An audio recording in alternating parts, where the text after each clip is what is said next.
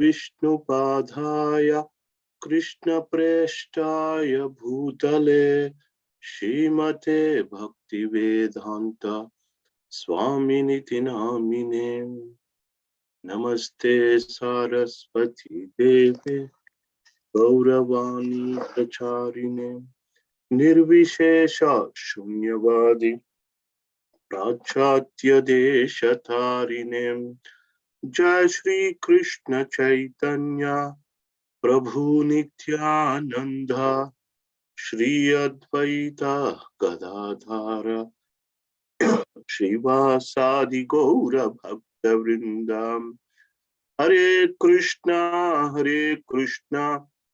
Krishna Krishna Hare Hare Hare Rama Rama Rama Hare Hare. Okay, Hare Krishna, dear devotees. So thank you so much for tuning in today. Last week we had discussed chapter 4 entitled Sati Quits Her Body. So now we will try and discuss chapter 5 and chapter 6 as well, if time permits, because it's a story, not much philosophy that need to be discussed in these chapters.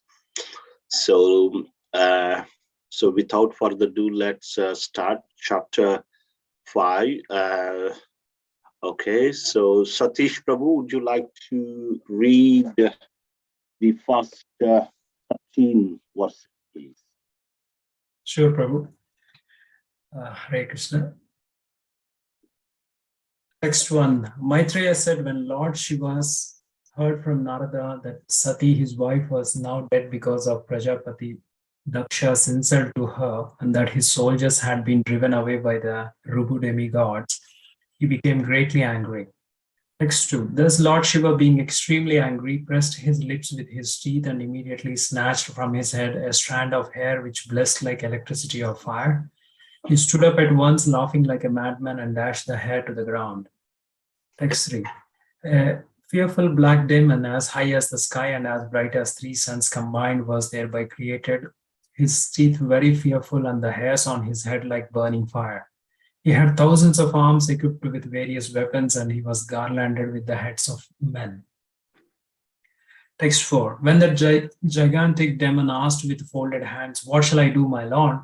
Lord Shiva, who is known as Bhutanada, directly ordered, "Because you are born from my body, you are the chief of all my associates. Therefore, kill Daksha and his soldiers at the sacrifice." Text 5. Maitreya continued, "My dear Vidura, that black person was the personified anger of the Supreme Personality of Godhead, and he was prepared to execute the orders of Lord Shiva. Thus, considering himself capable of coping with any power offered against him, he circumambulated Lord Shiva." Text 6. Many other soldiers of Lord Shiva followed the fierce personality in a tumultuous uproar. He carried a great trident, fearful enough to kill even death, and on his legs he wore bangles which seemed to roar. Text 7. At that time, all the persons assembled in the sacrificial arena, the priest, the chief of the sacrificial performance, and the brahmanas and their wives, wondered where the darkness was coming from. Later, they could understand that it was a dust storm, and all of them were full of anxiety. Text 8. Conjecturing on the origin of the storm, they said, "There is no wind blowing and no cows are passing, nor is it possible that this dust storm could be raised by plunderers. For there is still the strong King Bari who would punish them. Where is this dust storm blowing from? Is the dissolution of the planet now to occur?" Text 9. Prasuti, the wife of Daksha, along with the other women assembled, became very anxious and said, "This danger has been created by Daksha because of the death of Sati, who, even though completely innocent, quit her body as her sisters looked on." Text 10.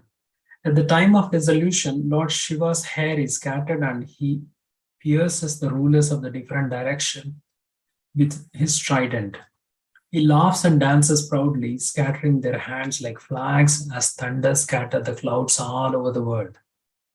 Text 11. The gigantic black man bared his fearful teeth.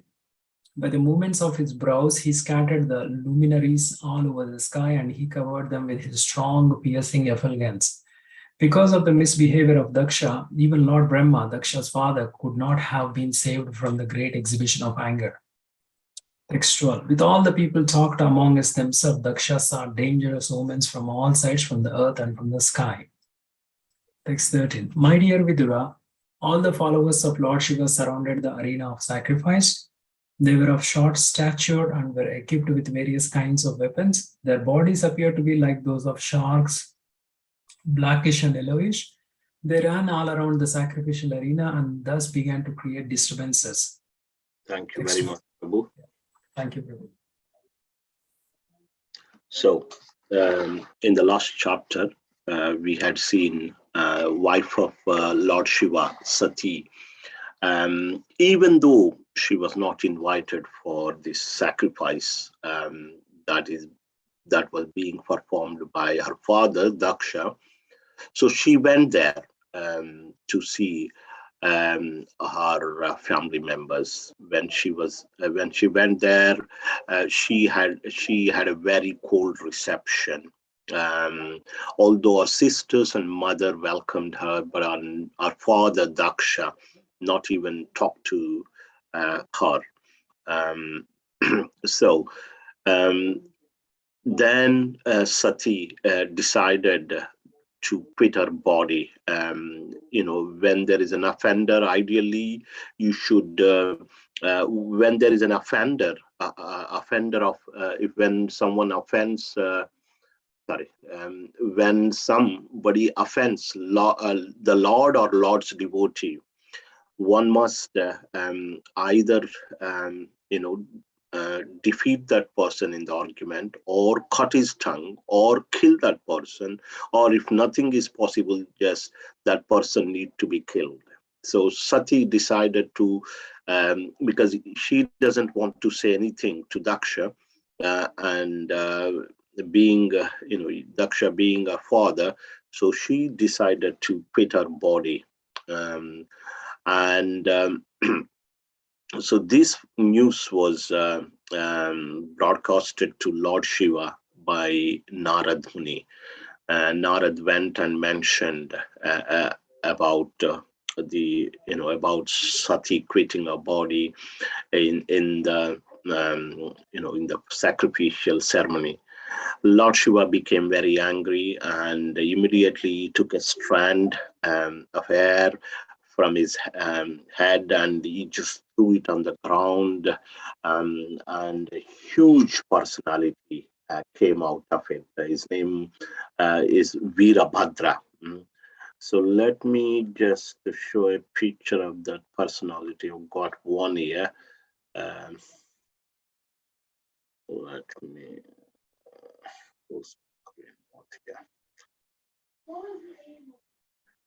So he was very, very fearsome.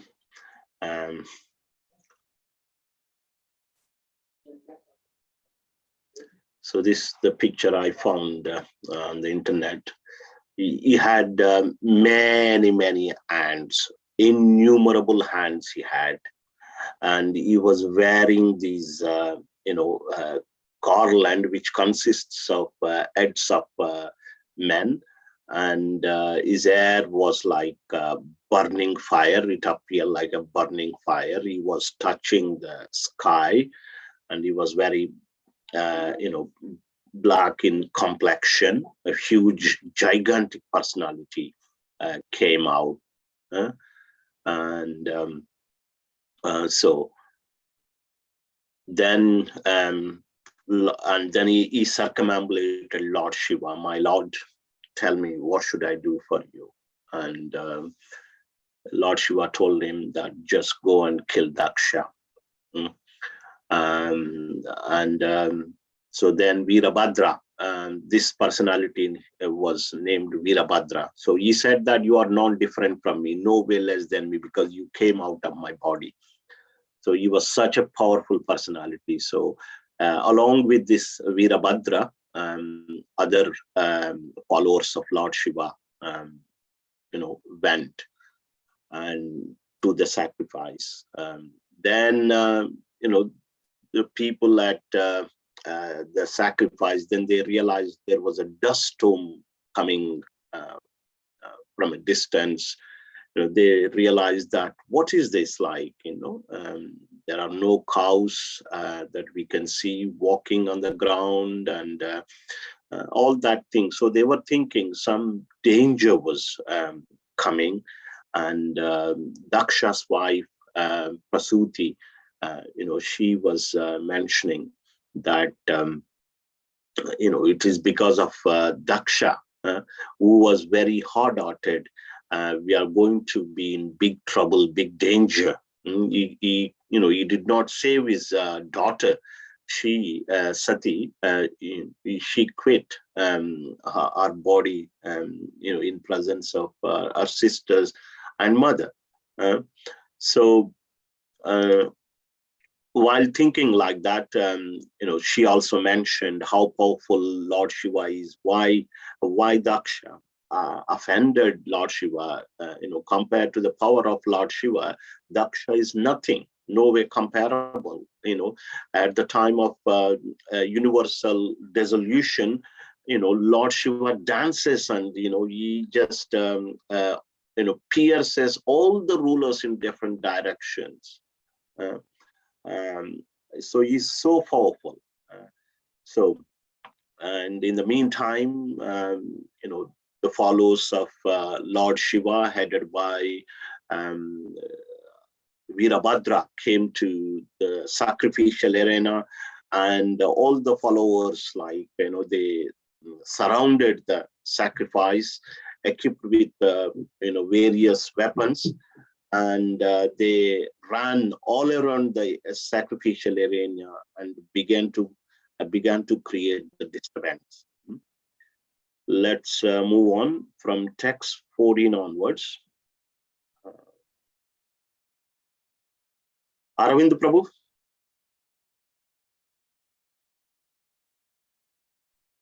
Hare Krishna. Text 14 till the end of chapter. Some of the soldiers pulled down the pillars which were supporting the bundle of sacrifice. Some of them entered the female quarters. Some began destroying the sacrificial arena, and some entered the kitchen and the residential quarters. They broke, text 15, they broke all the pots made for use in the sacrifice. Some of them began to extinguish the sacrificial fire. Some tore down the boundary line of the sacrificial arena, and some passed urine on the arena. Text 16. Some blocked the way of the fleeing sages, some threatened the women assembled there, and some arrested the demigods who were fleeing the pandal. 17. Maniman, one of the followers of Lord Shiva, arrested Bhrigu Muni, and Virabhadra, the black demon, arrested Prajapati Daksha. Another follower, who was named Chandesha, arrested Pusha. Nandishwara arrested the demigod Bhaga. Text 18. There was a continuous shower of stones, and all the priests and other members assembled at the sacrifice were put into immense misery. For fear of their lives, they dispersed in different directions. Virabhadra tore off the moustache of Bhrigu, who was offering the sacrificial oblations with his hands in the fire. 20. Virabhadra immediately caught Bhaga, who had been moving his eyebrows during Bhrigu's cursing of Lord Shiva, and out of great anger thrust him to the ground and forcibly put out his eyes. 21. Just as Baladev knocked out the teeth of Dantavakra, the king of Kalinga, during the gambling match at the marriage ceremony of Aniruddha, Virabhadra knocked out the teeth of both Daksha, who had shown them while cursing Lord Shiva, and Pusha, who by smiling sympathetically had also shown his teeth. 22. Then Virabhadra, the giant-like personality, sat on the chest of Daksha and tried to separate his head from his body with sharp weapons, but was unsuccessful.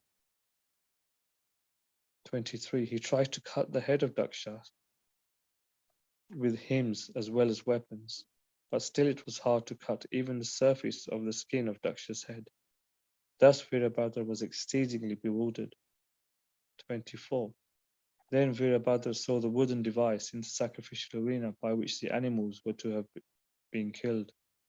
He took the opportunity of this facility to behead Daksha. 25. Upon seeing the action of Virabhadra, the party of Lord Shiva was pleased and cried out joyfully, and all the Bhutas, ghosts and demons that had come made a tumultuous sound. On the other hand, the Brahmanas in charge of the sacrifice cried out in grief at the death of Daksha. 26. Virabhadra then took the head with the great anger, took the head and with great anger threw it into the southern side of the sacrificial fire, offering it as an oblation. In this way, the followers of Lord Shiva devastated all the arrangements for sacrifice. After setting fire to the whole arena, they departed for their master's abode, Kailash. Thank you very much, Prabhu. So,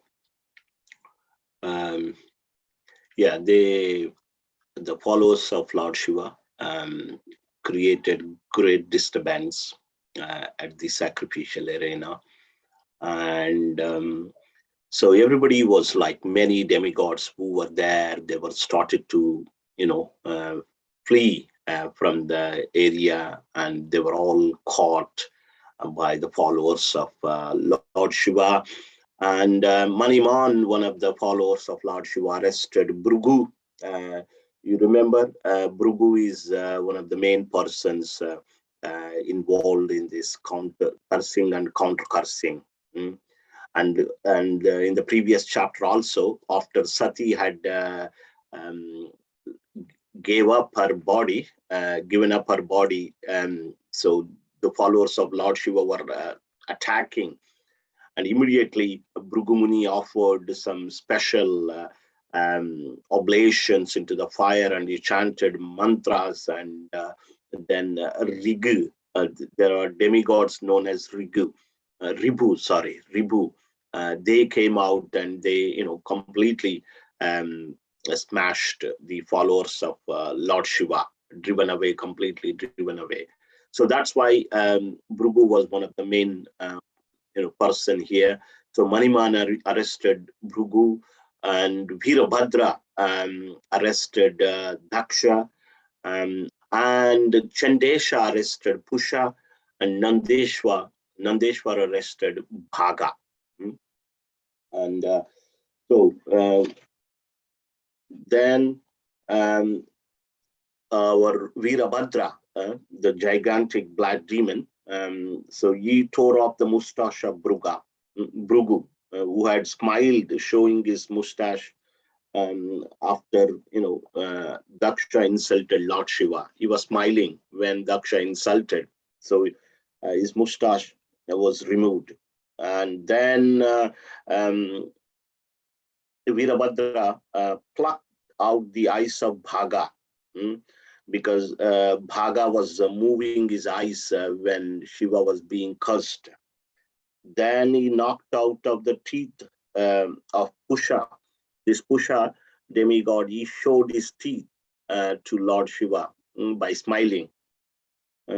So then Virabhadra, so he tried to behead Daksha. So he tried various ways. He used various weapons, and he chanted mantras or hymns, but he was not able to, cut the surface of the throat as well. What to speak of completely separating the head from the body? Then Virabhadra, he took the wooden weapon that was meant to sacrifice animals, and he used that, and with that he completely beheaded Daksha, and taking the head, eventually throwing the head into the sacrificial sacrifice, and then they simply set fire to all Harena, and then they departed to Kailash. just one point that I wanted to mention here. Prabhupada mentions that in the sacrifices in olden days, they used to kill old animals. This was like Prabhupada was giving in the purport that it was not like they were not maintaining slaughterhouses. When these animals, very old animals, were killed in a sacrifice, they were immediately rejuvenated, like they were getting new body completely, very advanced body. They were put into immediately. This was like, Prabhupada was mentioning in the purport to text 24 that this was like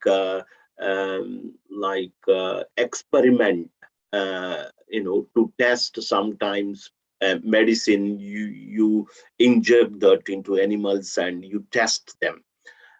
Test it whether it is effective or not. Similarly, to see the effectiveness of the mantras that the Brahmanas were chanting, these older animals were used in a sacrifice, and they were immediately, when they offered in the sacrifice, they were getting the new bodies. But however, like in Kali Yuga, we do not have such powerful priests or such powerful personalities. So the best sacrifice for us in Kali Yuga is chanting the holy names of the Lord. Hare Krishna, Krishna Krishna, Hare Hare, Hare Rama, Ram Ram, Hare Hare.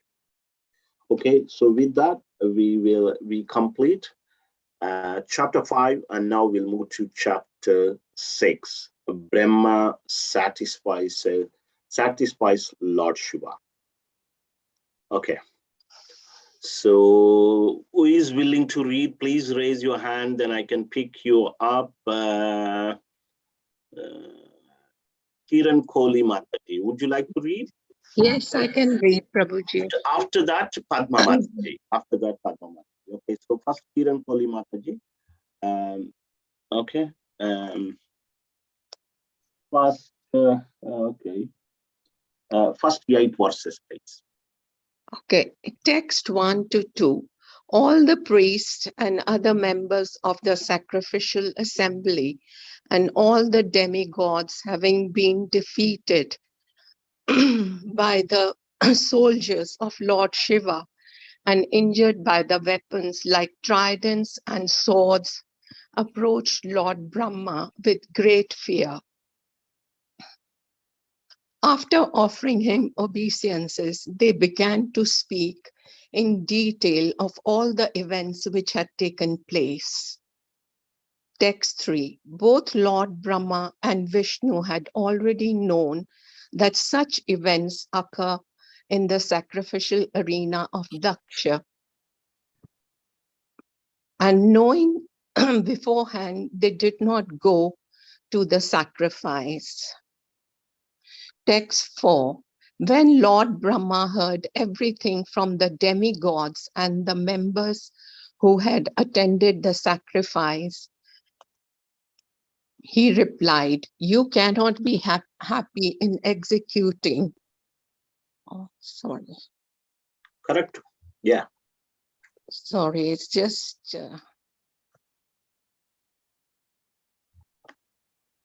What happened?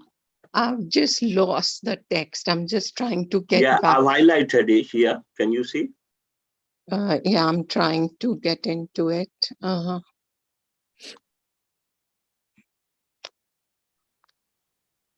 Text 4, please. It's a text 4. Yeah. Are you reading from the book? No, I'm reading from the phone. Screen. Oh, phone. Okay. Sorry, I have lost it somehow. Okay. Can we ask Padma Mataji to continue? Yeah. I think I've got it now. You got it. Yeah, please Yeah. go on. So oh no. So I was on Text 4, please. text 4. When Lord Brahma heard everything from the demigods and the members who had attended replied, "You cannot be happy in executing a sacrifice if you blaspheme a great personality and thereby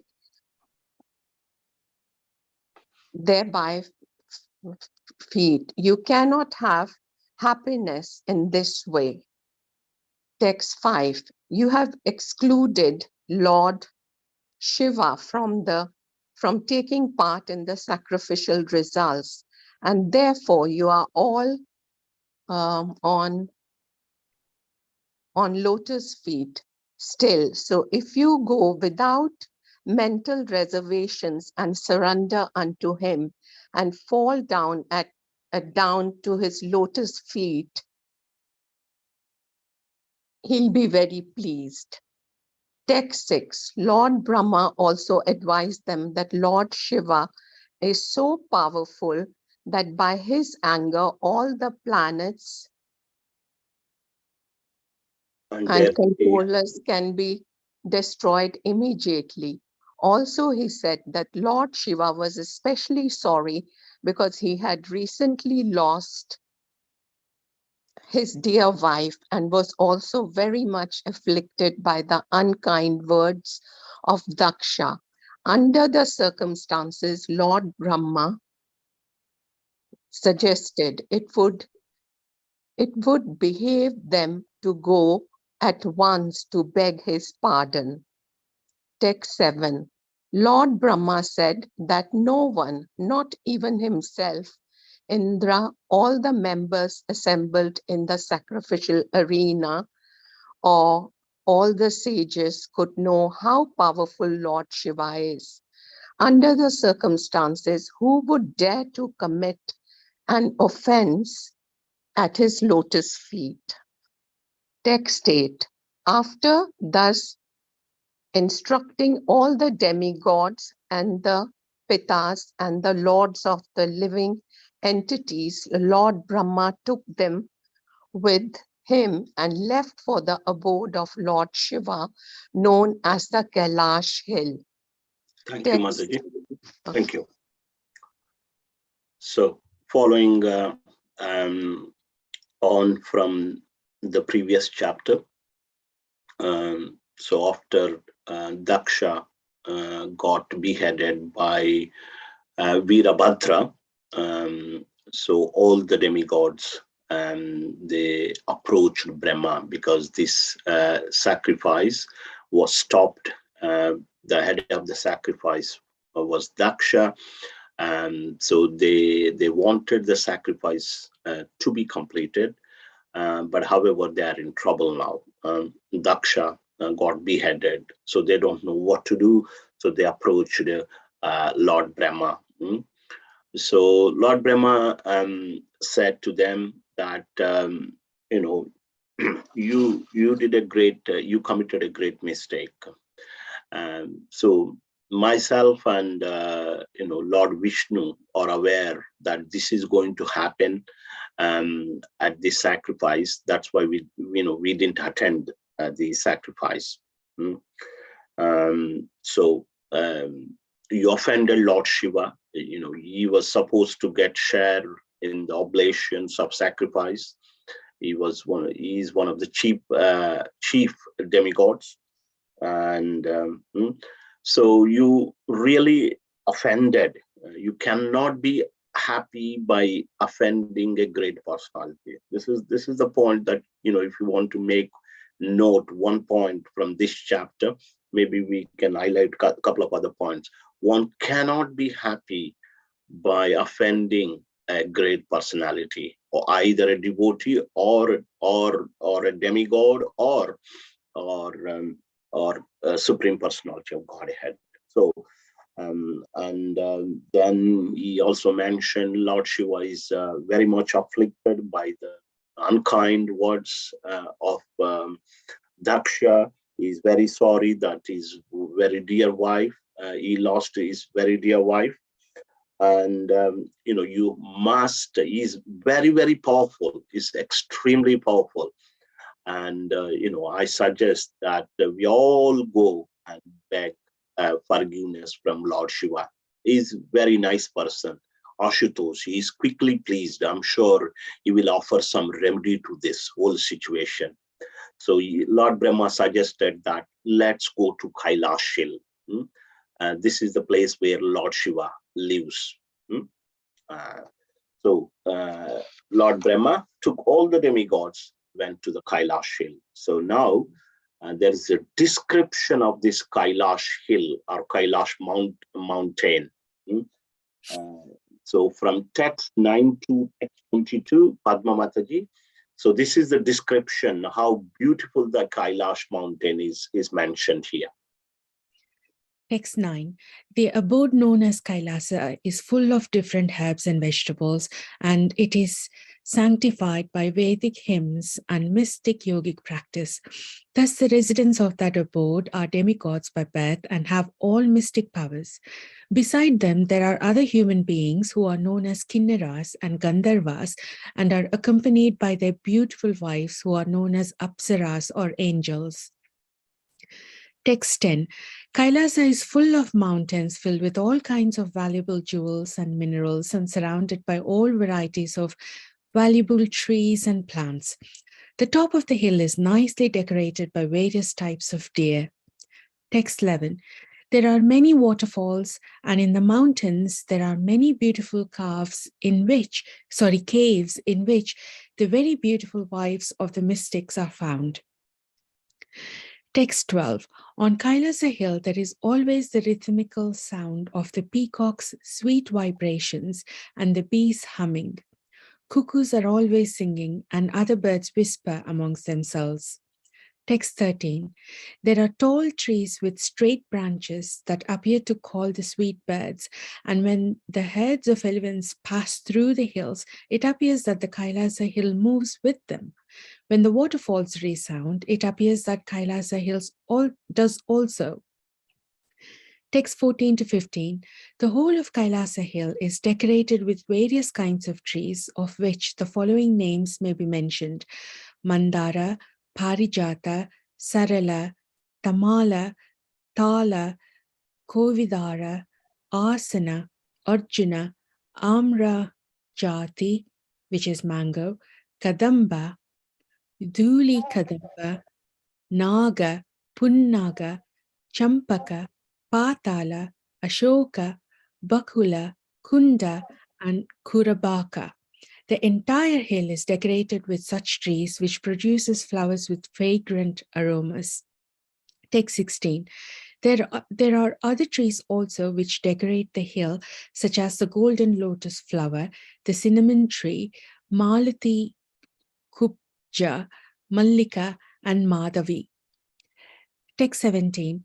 Kailasa Hill is also decorated with such trees as Kata, jackfruit, Julara, banyan trees, plakshas, nyagrodas, and trees producing asafoetida.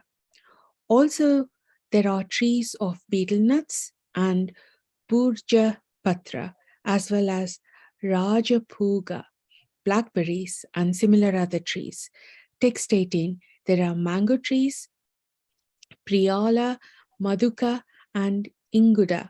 Besides these, there are other trees like thin bamboos, kichaka, and varieties of other bamboo trees, all decorating the tract of Kailasa Hill. Text 19 to 20. There are different kinds of lotus flowers such as Kumuda, Utpala, and Satapatra.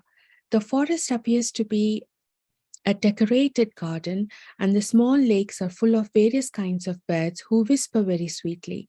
There are many kinds of other animals also, like deer, monkeys, boars, lions, rickshaws, salyakas, forest cows, forest asses, tigers, small deer, buffalo, and many other animals who are fully enjoying their lives. Text 22.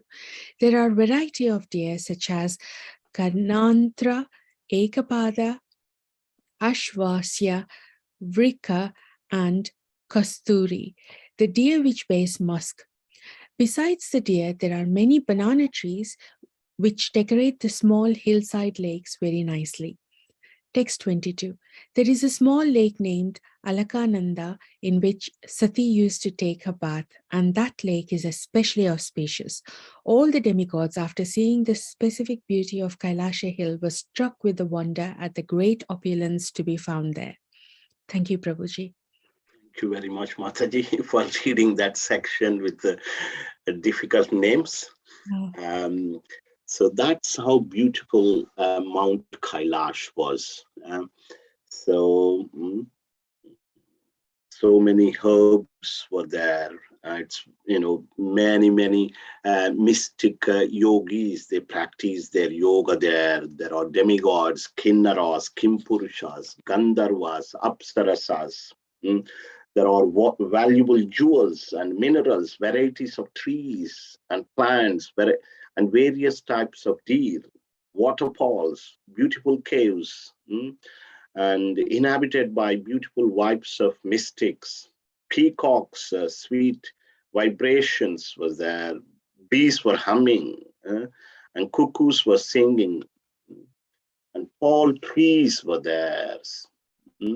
Elephants, number of elephants were there, and also a number of flower-bearing plants and trees were there, like Mandara, Parijata, etc., Naga, Punnaga, Champaka, Ashoka, Bhakula, Kunda, Kurabhaka, like that, and lotuses, lilies, etc. And also number of fruit-bearing, not only flower-bearing, but fruit-bearing trees. Like jackfruit. Recently, I went to India, and we had quite a bit of jackfruit in India. So banyan trees, mangoes, etc. And so this is how beautiful the Kailash Hill mountain was. And this was described. And there is also a river named Alakananda mentioned, in which Mother Sati used to take her bath.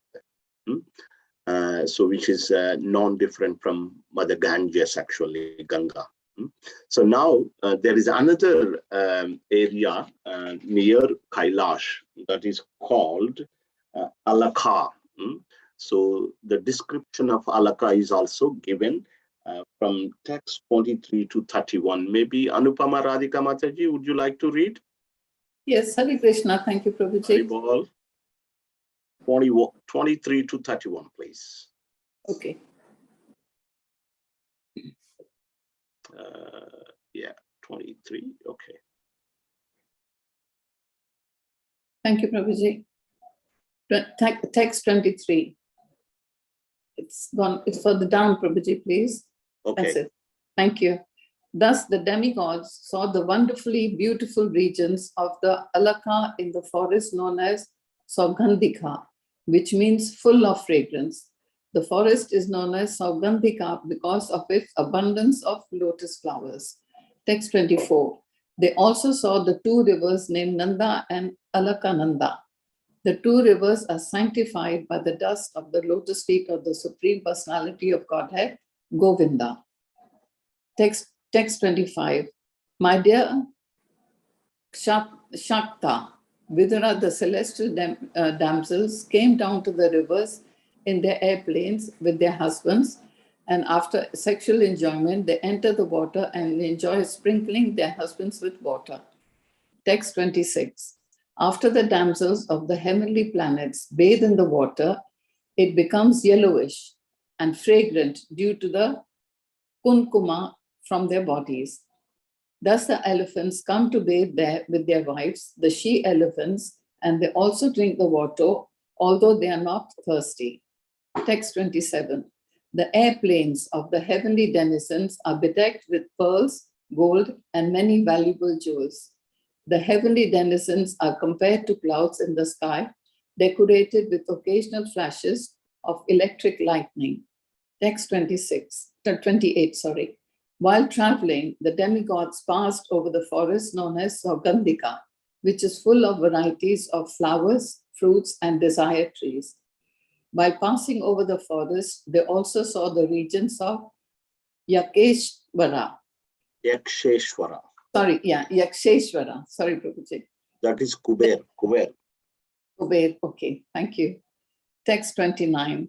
In that celestial forest, there were many birds whose necks were colored reddish and whose sweet sounds mixed with the humming of the bees. The lakes were abundantly decorated with crying swans as well as strong-stemmed lotus flowers. Text 30.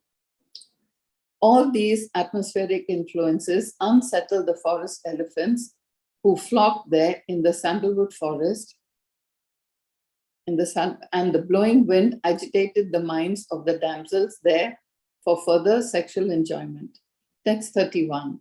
They also saw that the bathing huts and the staircases were made of Vaidurya Mani. The water was full of lotus flowers.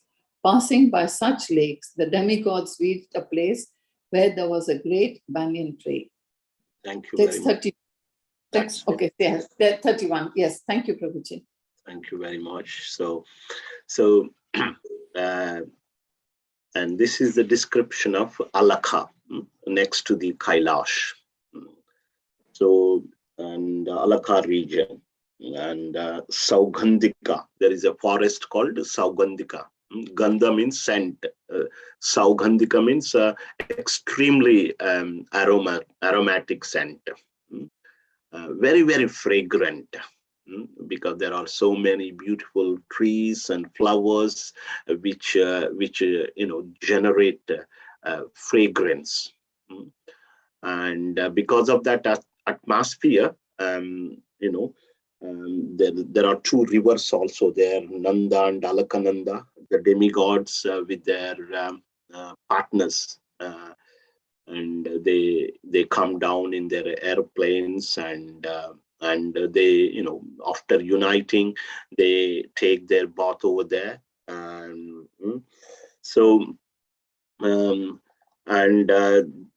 also it is the place where Lord Kuvera lives, because Lord Kuvera is a demigod, is the treasurer of the demigods. So he is very wealthy. He always worships Lord Shiva. So his abode is there next to this Mount Kailash in the area of Alakha and Saugandhika forest. Prabhupada makes one important point here that, the appetite for sex is there even in the demigods as well. So in these three worlds, this is always there. So, Prabhupada mentions that how in our movement we say that how one should follow four regulative principles and use it mainly for the procreation of the children. So by following the four regulative principles, you are actually somewhat slightly better than these people in the higher planetary systems. This is there everywhere, so better to control it. Or like when we are advanced in the spirituality, automatically the desire will diminishes. When bhakti, when our devotion becomes, when we become stronger devotee, that desire will be diminished automatically. So that's one point I want to mention. Yes, Sambada Prabhu, you raised your hand. You want to read next? You're muted. Okay. Hare Krishna, Hare Would you like to Krishna. read next? If it sounds okay. Yeah, it sounds That would be absolutely nice. fine. Yeah, and then, so can you read from text 32 to 41, please? Okay. There Text you go. 32. To 41. The banyan tree was 800 miles high, and its branches spread over 600 miles around. The tree cast a fine shade which permanently cooled the temperature, yet there were no noise of birds. Text 33. The demigod saw Lord Shiva sitting under that tree, which was competent to give perfection to mystic yogis and deliver all people. As grave as time eternal, he appeared to have given up all anger. Text 34. Lord Shiva sat there, surrounded by saintly persons like Kuvera, the master of Guyakas, and the four Kumaras, who were already liberated souls. Lord Shiva was grave and saintly. Text 35. The demigod saw Lord Shiva situated in his perfection as the master of the senses, knowledge, fruitive activities, and the path of achieving perfection. He was the friend of the entire world, and by virtue of his full affection for everyone, he was very auspicious. Text 36. He was seated on a deerskin and was practicing all forms of austerity. Because his body was smeared with ashes, he looked like an evening cloud. On his hair was the sign of a half moon, a symbolic representation. Text 37. He was seated on a straw mattress and speaking to all present, including the great sage Narada, to whom he specifically spoke about the absolute truth. Text 38. His leg was placed on his right thigh, and his left hand was placed on his left thigh. This sitting posture is called Virasana. In his right hand he held Rudraksha beads, and his finger was in the mode of argument. All the sages and the demigods headed by Indra offered their respectful obeisances to Lord Shiva with folded hands. Lord Shiva was dressed in saffron garments and absorbed in trance, thus appearing to be the foremost of all sages. Text 40. Lord Shiva's lotus feet were worshipped by both the demigods and demons. But still, in spite of his exalted position, as soon as he saw that Lord Brahma was there among all the other demigods, he immediately stood up and offered him respect by bowing down and touching his lotus feet, just as Vamanadev offered his respectful obeisances to Kashyapa Muni. Text 41. All the sages who were sitting with Lord Shiva, such as Narada and others, also offered the respectful obeisances to Lord Brahma. After being so worshipped, Lord Brahma, smiling, began to speak to Lord Shiva. Is it Thank one you very more? much. Yeah, Okay, that's it. thank you. 41. Thank you. Right. So all the demigods headed by Lord Brahma, after observing the beauty of Mount Kailash Hill as well as the uh, Alaka and Saugandhika forest, and then they came across this huge banyan tree. It said its height is 800 miles and the branches are spreading 600 miles. That's how big this banyan tree was. Under this banyan tree, Lord Shiva was seated very, very peacefully, and he was discussing the subject matter, Harikatha. He always talks about Lord Vishnu. Hmm. So he was instructing to various sages. Kuber was there in assembly. Kumaras, great Kumaras, four Kumaras, they were there in the assembly, and also Narad was also present. Hmm. So all these people, these great sages, Narada, Kumaras, and other sages, they always like to hear from the lotus mouth of Lord Shiva about the glories of Lord Vishnu and Krishna. So, and mm, um, then no, the demigods, they offered obeisances to Indra, Lord Indra, Chandra, all other demigods. Then they offered obeisances to Lord Shiva, and Lord Shiva immediately stood up, and then he offered obeisances to Brahma.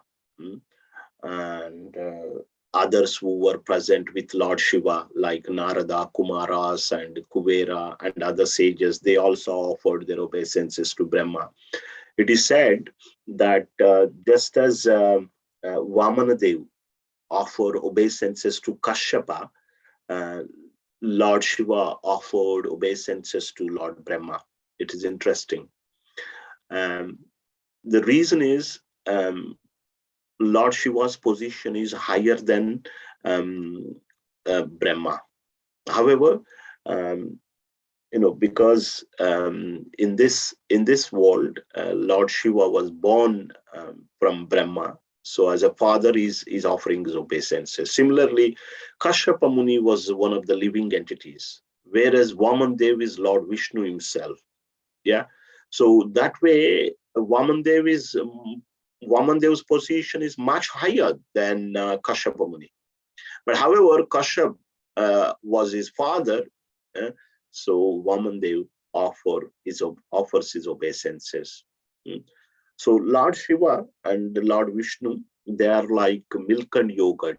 It is said in the Brahma Samhita, क्षीरं यथा दधिविकार विशेष योगात् संजायते न हि तथा पृथगस्त्येथो यः शम्भूतमपि तथा समुपैति कार्यात् गोविन्दमादि पुरुषं तमहं भजामि. Lord Brahma tells us in Brahma Samhita that what is the difference between Krishna and Lord Shiva. The difference is like milk and yogurt. Lord Krishna is compared to milk, and Lord Shiva is compared to yogurt. Yogurt comes from milk. And they are neither same nor different. This is the analogy that is given. They are neither same nor different. So that is the difference. He is not a living entity. He is Ishvara. Lord Shiva is Ishvara. Is a controller. Is above Lord Brahma. And is equal to, in his potency, is like a Vishnu, but is slightly different, like he has got a different purpose. Mainly involves with this creation and destruction of this material world. That is the difference. And then Lord Brahma offers his wonderful prayers in the next section, which will take another 5 minutes. So I need one more devotee who would like to read this out. Please raise your hand if you're willing. If not, I have to pick someone else. Okay. Amog Prabhu.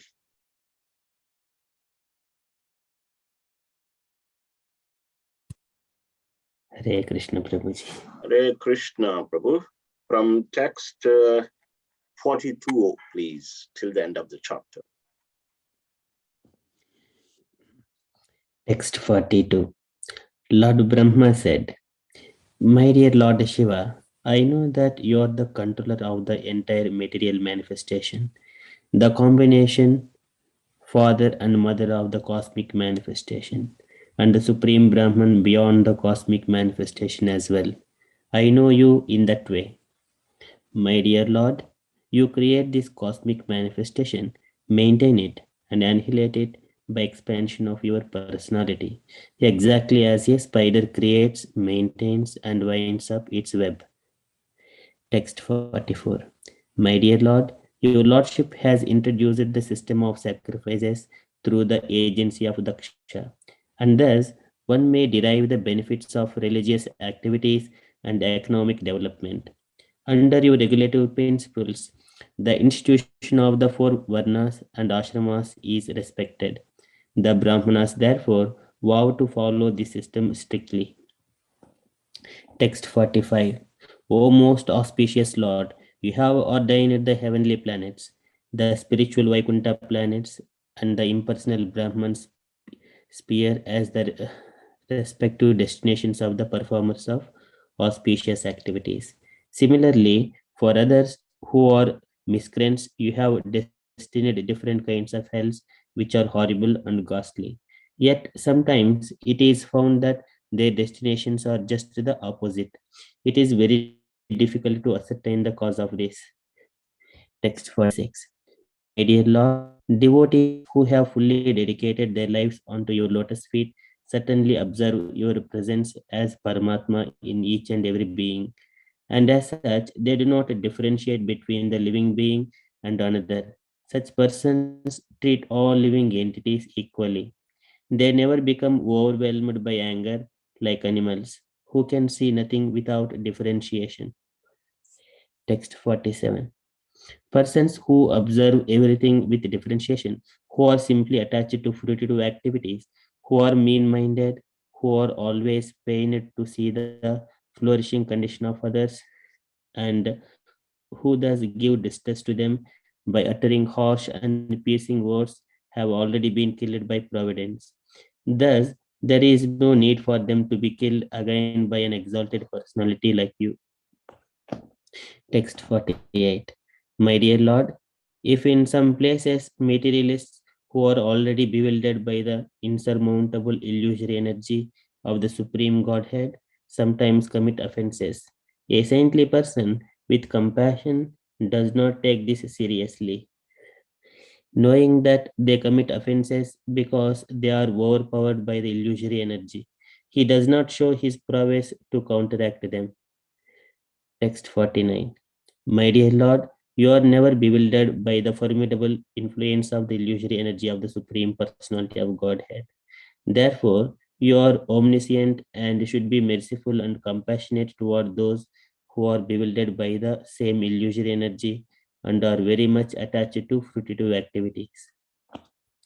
Text 50. My dear Lord Shiva, you are a shareholder of a portion of the sacrifice, and you are the giver of the result. The bad priest did not deliver your share, and therefore you destroyed everything, and the sacrifice remains unfinished. Now you can do the needful and take your rightful share. Text 51. My dear Lord, by your mercy, the performer of the sacrifice, King Daksha, may get back his life. Bhaga may get back his eyes, Bhrugu his mustache, and Posa his teeth. Text 52. O Lord Shiva, may the demigods and the priests whose limbs have been broken by your soldiers recover from the injuries by your grace. Text 53. O destroyer of the sacrifice, please take your portion of the sacrifice and let the sacrifice be completed by your grace. Hare Thank you Krishna. very much, Prabhu. So these Thank are you. the Hare Krishna. prayers offered by Lord Brahma to Lord Shiva. So Lord Brahma, he said, "Oh my Lord Shiva, you create this universe and you introduce this system of sacrifice. So please, some or other, this sacrifice is unfinished. So um, kindly, please make sure that the sacrifice is again completed, and with you." Actually, these sinful people, they get destroyed by the providence themselves. They need not to be destroyed separately. uh, and you are such a great personality. You are always merciful to these uh, people. Sadhus are compassionate. mm. So please spare this sinful Daksha who was influenced by Maya. mm. So, and kindly accept your share of the sacrifice, and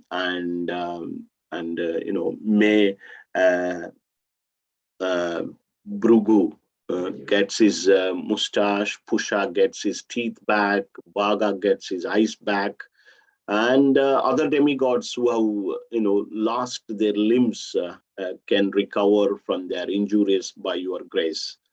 So, and at the end he says, "Oh, destroyer of the sacrifice, kindly take your portion of the sacrifice. Let the sacrifice be completed by your grace.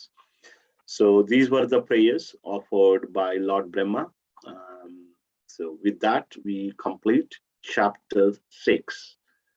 And let's see what Lord Shiva has to say in the next chapter in next week.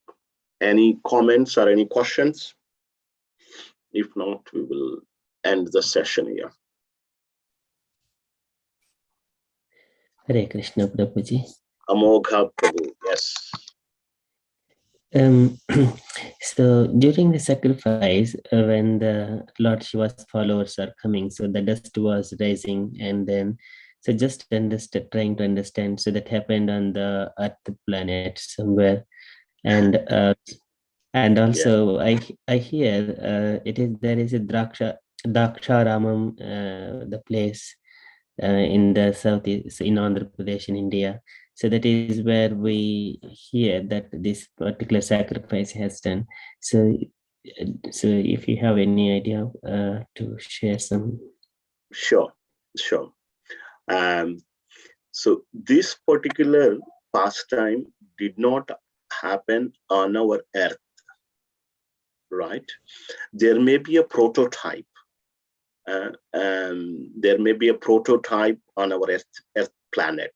Some resemblance, that the place that may resemble the Mount Kailash. This is an heavenly planet. Yes, and it is said, we will discuss this in detail when we read 5th canto of Srimad Bhagavatam. Our earth globe is part of a bigger earth. Yes, we will come to know that in the 5th canto. Maharaj Priyavrata. So he divided the earth into 7 portions. And the middle portion is called Jambudvipa. And the middle portion in Jambudvipa, there are 9 portions. And in the 9th portion, there are 9 divisions. So we are that 9th division. So that 9th division is like a earth. And the other is also like earth, but it is heavenly earth. Probably we will talk this in more detail.